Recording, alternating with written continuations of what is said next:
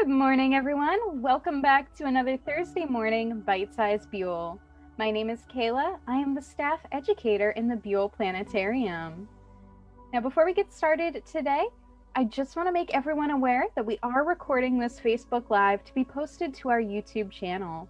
Participants in this Facebook Live have consented to be recorded. Today, we've got a little special tour planned. We're using a program called Stellarium. This is a free program that we've used before on these little lives, and you can actually use it at home. If you have it brought up on your desktop at home, if you're following along, I have my settings set to Pittsburgh, Pennsylvania at 11:15 at night. Now you can also download this app on your phone and use it outside to help you look around the sky. Now today's tour, we're going to be looking at some of the stars that we use as a clock and a compass. What's really special is that some of these stars are not just used by humans. Lots of research has gone into different animals potentially using these same stars as a guide themselves. Now we're starting off by locating 7 very bright stars in our sky. These are the first 7 stars that I always try to find when I'm looking up. There are 3 stars that make up what looks like a handle, and 4 stars that make up what looks like a bowl. This is a shape that you probably recognize as the Big Dipper. Now, the Big Dipper is what we call an asterism, or a star picture that anyone can make up. Asterisms will be unique depending on who's looking up. Here in the United States, we all agree the Big Dipper looks like a spoon. But if we traveled to England, they thought it looked like a plow. In China, they thought it looked like the emperor's cart.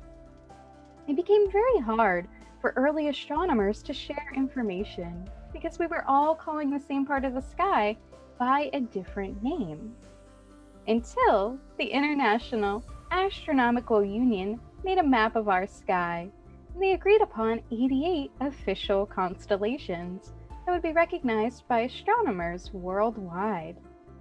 Now, sometimes those constellations are a little hard to see, so we use asterisms to help us find them. While the Big Dipper is not an official constellation, it is the tail of Ursa Major, the Big Bear.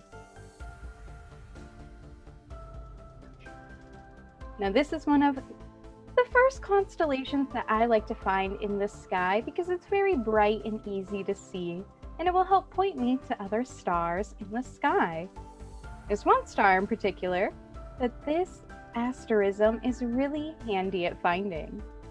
If we use the 2 stars that make up the outer part of the bowl here, their names are Merak and Dubby, we can trace our way along from Merak to Dubby and out into space about 5 times the width of those stars, and you'll land here. This is one of the most important nighttime stars when we're navigating. You may know it as the North Star. Its official name is Polaris. Now, Polaris makes up the handle of what we would call the Little Dipper, or the tail of Ursa Major, the little bear. Now, this star is very special because it lies in line with our polar axis, which means we can use it as a compass. If you're looking towards the North Star, we are facing due north. Once we find north, we can find our other directions. If you're looking north, to your right will be the east, behind you will be the south, and to your left will be the west. Now, there were some studies showing that birds may use this star as a guide. How do birds migrate north and south?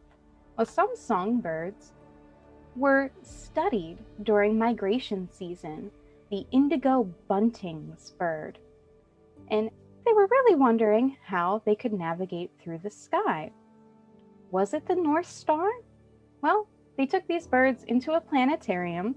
They moved the North Star in different directions, and the birds did indeed follow the North Star. So the researchers were wondering, well, what happens if we get rid of some of the other stars in the sky? Like this handy W shape that we see over here. This is Cassiopeia, the queen of the night. Cassiopeia and Ursa Major are two of a few very special constellations we call circumpolar constellations, which is a very fancy way to say they make a circle around Polaris. We can see these constellations all night and all year long, making them a great guide for humans, but also a great guide for birds, as they were trying to determine what is it that the birds potentially see in the sky that they're following. Now keep in mind, they moved the North Star in the south position, and the birds were still flying towards that star. So they started covering up other constellations. They covered up Ursa Major. The birds still flew towards the North Star. They covered up Cassiopeia. They still flew towards that star, but they covered up a few more of our circumpolar constellations, such as Draco, the Dragon, and Cepheus, the king of the night. When they covered up all of these circumpolar constellations, the birds became very disoriented and confused. This led them to believe that the birds can actually tell which direction north is by watching the circumpolar constellations as they move around the North Star. So not just us astronomers use these constellations to find our way around the sky, some birds do too. Now we can see these constellations all year long. I want to show you a few more constellations that we can use as a clock, or even some that we would use as a compass closer to the equator. To do that, we're going to spin around here looking towards the southern sky. This is where all of the action happens throughout the year. Here we are looking towards the south. Now looking towards the south this time of year, there are 3 very bright stars. These stars are so bright, you can actually spot them here in the city. And at about 11:15 tonight, they're going to be almost directly above us. High overhead, we can see the star Vega. Inside of Lyra, the harp. If we swing down close towards the southern horizon here, we will find the star Altair inside of Aquila, the eagle. And swinging back up, we will find the star, let's back out just a little bit here, Deneb.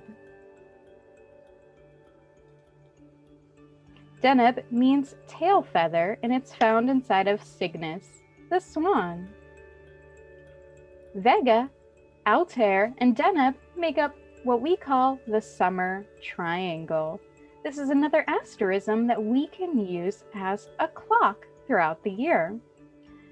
Now, based on the summer triangle's position directly after sunset, you can tell the start of summer, fall, and winter.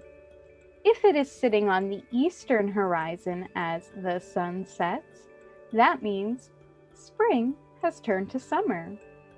But we can see that it's actually getting very high in our sky right now. When it's directly above us as the sun sets, that means summer has turned to fall. And if it is on our western horizon as the sun sets, that means fall has just turned to winter. Now, some of these stars were also used in wayfinding or navigating by using the stars in the open oceans. And if we look directly south tonight, we'll see another figure in our sky. that was known to the Polynesian cultures as Maui's hook. Maui's hook was traditionally used in that wayfinding. Wayfinding is kind of like memorizing all of the stars in the sky, or very bright stars in the sky, as well as natural forces, currents, cloud patterns, all of these things to tell where you're going by knowing where you've been. But we've actually discovered that some seals, the harbor seals, may actually use some of the same stars that traditional wayfinders used to navigate the open seas. Now, how they discovered this was by some captive seals. These were seals that they could not release back into the open oceans right away, so they decided to do a few experiments with them. How do these seals, without any landmarks in the open seas, actually navigate? We know when they're close to land that they can memorize the different mountains and shorelines, but what if there's no land nearby? Well, they constructed a floating planetarium to test out some of these theories. After lots of testing, they determined that seals can actually recognize some of the brightest stars in the sky, like the ones that the Polynesians would use, like this one right here. This star's name is Antares, which roughly translates to not Mars in Latin. But to the Polynesians, it was the end of Maui's hook. And by knowing where this star was rising at a particular time at night, they could tell which direction they were heading.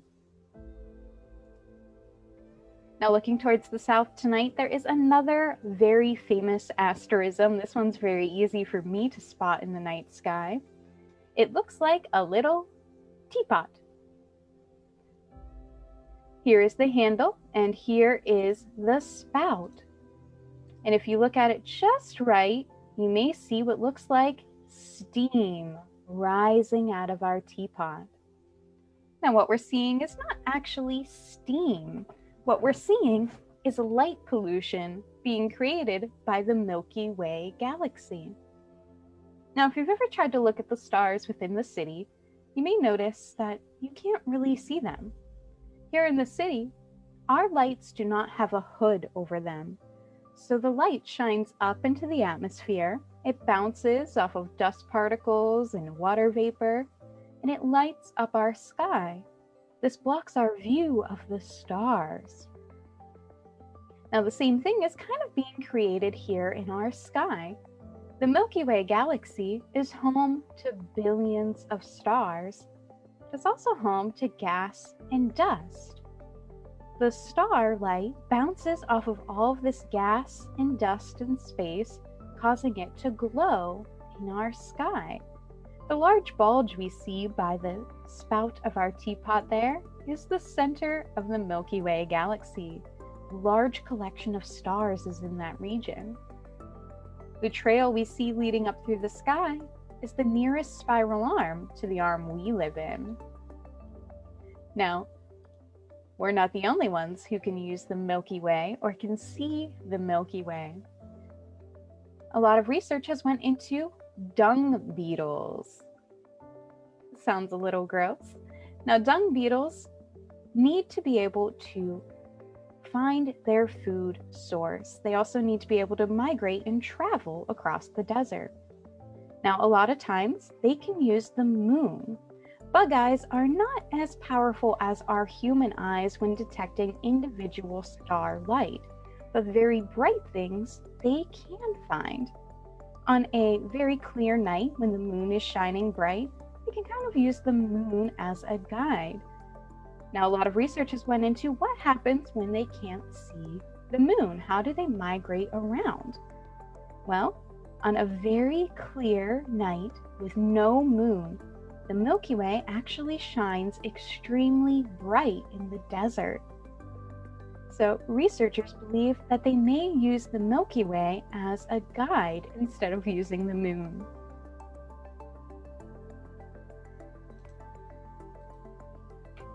Now we can actually use these constellations down here. These two constellations are not a mighty fishhook or a teapot.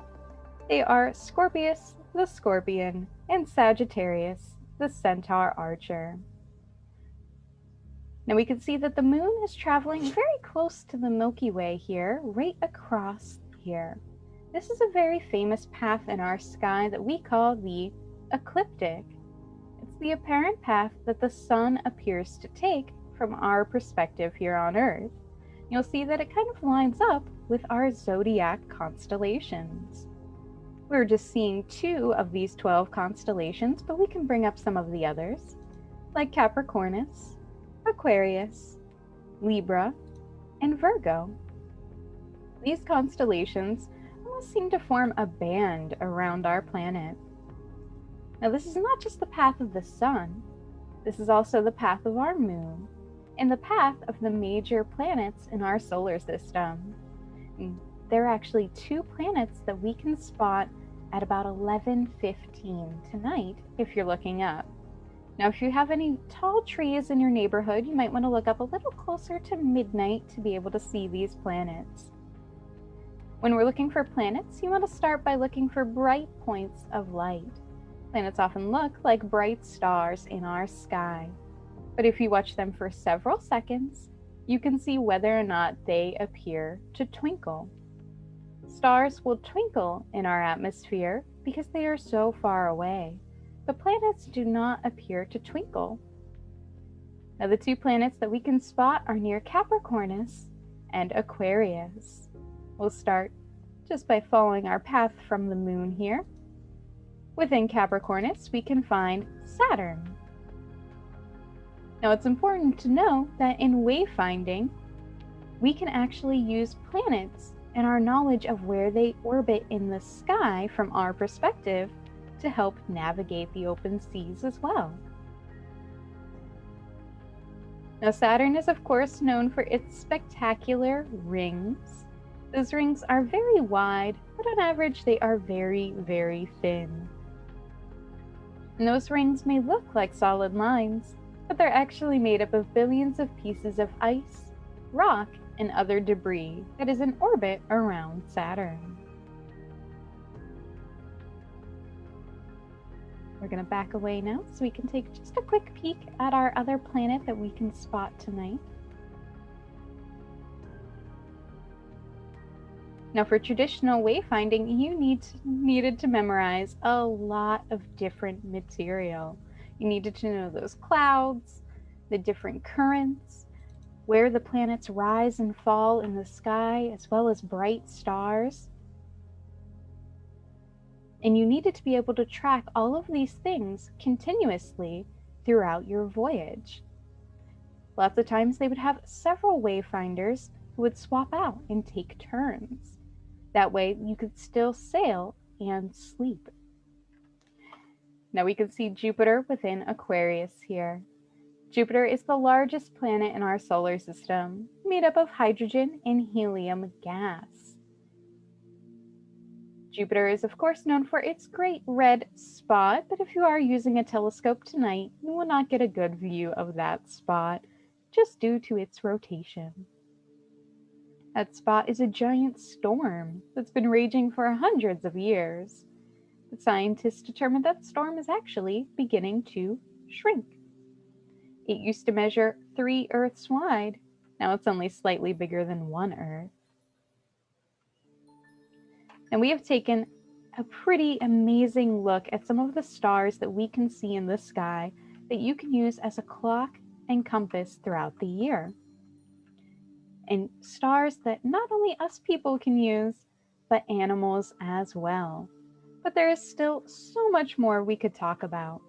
There are, of course, those 88 official constellations in our sky. Every season, there are more and more constellations you can see that you can also use to help track your time and your position when you're navigating. But unfortunately, that is the end of our little tour this morning. I hope you all enjoyed our tour. Thank you so much for joining me this morning. Now, we do have an amazing event coming up this weekend at the Carnegie Science Center. This is H2O River Weekend. It's free with your general admission, but you can come explore the fun and science of our rivers. You can purchase your tickets online. We are open with limited capacity. Just head on to carnegiesciencecenter.org to find those tickets. I hope you all have a wonderful rest of your Thursday. Thank you all for spending a little bit of time with me this morning. Have a great day.